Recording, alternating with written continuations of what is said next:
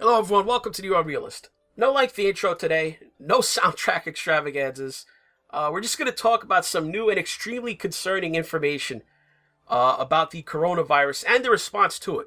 Now, first and foremost, I'm sure some of you have been following this story closely. You've heard in the past few days about how researchers in China they discovered that although the median incubation period for coronavirus is 3 days, that's to say, half of those infected with coronavirus they show symptoms within 3 days of exposure, and the other half they took longer than 3 days after that exposure to show symptoms.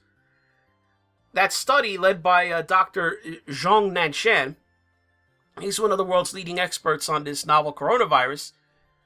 It also found that in some cases, the incubation period for the disease can show symptoms as long as 24 days after exposure. I mean, you probably were thinking to yourself already that, more than 3 weeks, the 14 days was bad enough. So if you're thinking that, take that 24-day number, throw it away. The Global Times is reporting that a woman in northern China's Shaanxi province was diagnosed with coronavirus, get this, 42 days after she got back from Wuhan. So remember this, people. We went from early on talking about the extreme end of the incubation being, what was it at first? Oh, it's 5 to 7 days. Then, okay, it's 7 days. Then it was 10 days to 14 days. A few days ago, it was up to 17 days. This week, and now with that report, oh, it's up to 24 days now that you can show symptoms. Now today, we have a case of 42 days later. That's more than a month and another 2 weeks on top, people. Now, is it possible that this woman, she went to Wuhan and came back, wasn't infected there in Wuhan? She came home all the way from to Shaanxi province and somehow maybe got infected way over in Shaanxi province by some previously unknown case there? I guess that's within the realm of possibilities, so take that into consideration. But, I mean, still, if it's 42 days, if that's what it turns out to be, the incubation in this outlier case, whether it's really 24 days or 42 days or somewhere in between, does it even matter at that point? This is terrible news. Our standard 14-day, 2-week quarantine, it's just woefully inadequate. I understand why the World Health Organization, the CDC, and the People's Republic of China would be resistant to increasing the time for quarantine up from 2 weeks. I mean, obviously, this is not a common occurrence. I mean, it's rare that you're going to have cases going beyond 2 weeks. But, it's not comforting to know that. I mean, holding tens of thousands of people in isolation for just the 2 weeks that we're doing now, I guess that's hard enough. Could you imagine upping that to 3 weeks? The impact that would have on the system? It's unthinkable. No country on earth could manage that. I mean, look at China. I mean, their economy is on the verge of collapse, or at least for this year. How would you house this massive backlog of quarantined people if you had to coop them up for that long?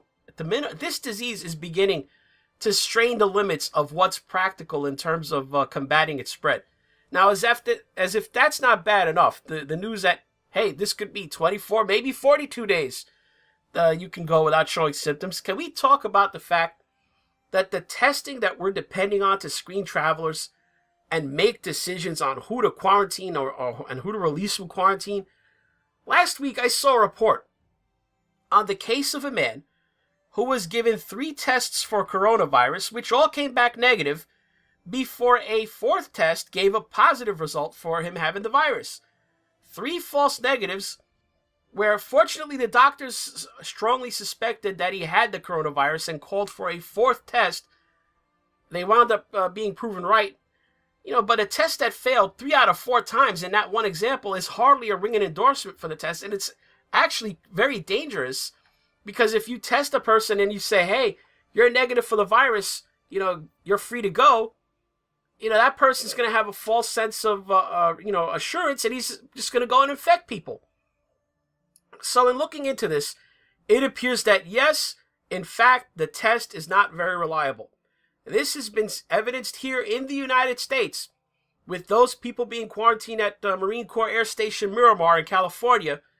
On Sunday, February 9th, this was just a couple days ago as of this recording, The CDC told San Diego Public Health that all 4 people that they were holding in isolation had tested negative for coronavirus. They were discharged from isolation at UC San Diego. They were put back into the federal quarantine at Miramar with the other passengers back into that general population of people in the quarantine. You know, those guys that landed from the evacuation flight. On Monday, February 10th, the CDC told San Diego Public Health that, further testing, meaning another test at the very least, revealed that one of the 4 patients actually tested positive for coronavirus. They had to go in and pluck that guy back out of the quarantine general population at Miramar and isolate him at the UC San Diego Health again. I mean, once again, a false negative may have led to this person exposing the people in the quarantine who may not have had it to the virus. So most of these strategies to contain the spread of this virus in our country depend on the assumption that we have a reliable way to test suspected persons for the infection. This, combined with the reality of now documented cases of people being asymptomatic for up to 24 days or even 42 days, if this outlier in Shaanxi province, pans out, is, if that's any indicator, it shows that our policy is basically a placebo. It's kabuki theater meant to give a false assurance to the public that things are under control. Now, if this sounds alarmist, recall that as of right now, there is a cruise ship sitting in Yokohama Harbor, Japan, which as of yesterday at 8 a.m. had 135 people test positive for coronavirus just days after just one man with the virus left the ship. One man slipping through the cracks resulted in 135 cases on that ship and rising. Who knows when they give the update today what that number will be. Aboard the SS Diamond Princess, a ship carrying almost 4,000 people. So, one expert, Professor Gabriel Leung, he's the chair of public health medicine at Hong Kong University. He says that the implications of the World Health Organization warning on Monday, about cases in China being the, quote, tip of the iceberg, is that if the disease is not controlled, it could infect 60% of the world's population. Now, understand that the caveat here is that if it is not controlled, that's the key phrase. One presumes that the nations of the world, the totality of their efforts, will result in some non-zero impact on the disease's spread. Their combined effort, but that 60%, that's a very high ceiling to work down from. So imagine if 2 out of every 3 people that came down with a debilitating and in some cases fatal disease. I mean, that's world-changing. Think about this. If the disease were only even just 1/10 as widespread as that prediction and only infected, say, 6% of the world's population.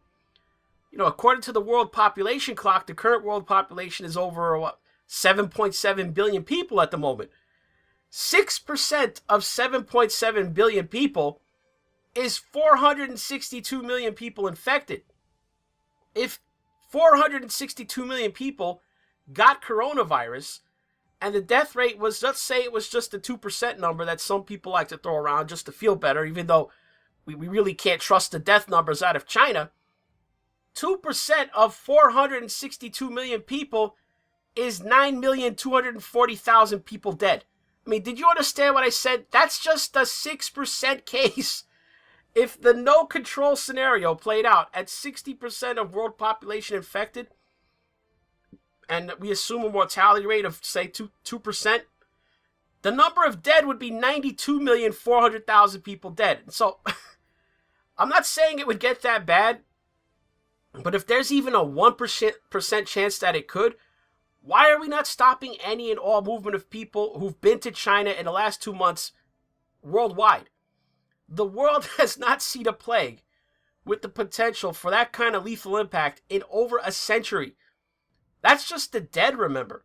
About 15% of the people who get coronavirus, even if they survive, they require a lengthy hospital stay of weeks, if not a month or more. 15% of 462 million people infected is like 69 million people requiring hospitalization. Now, remember, that's just a 6% infected case. There may be only about 15 countries in the world who even have that many people in them total, let alone thinking about how many hospital beds there are in the world. So let's really hope that this coronavirus burns itself out and turns out to be just a major problem locally isolated to China, because if we're still talking about this growing in March and April, then in that case, all our lives are about to change radically, whether you actually catch the disease or not. That's all for this New Old Realist. If you want to help the channel, do me a favor, hit like for this video, leave a comment below, mash down the subscribe button if you're not already subbed to the channel, and click on the notification bell beside it. You have to put it on the all setting to keep up with newer content. If you want to contribute directly to the channel and toss your hard-earned dollars and yuan into the tip jar, follow the links below to Patreon, Subscribestar, or PayPal, or if you watch this on BitChute, you can just click on the green tip pledge button on the video player. But most importantly, thank you for watching. You are about to shit your pants.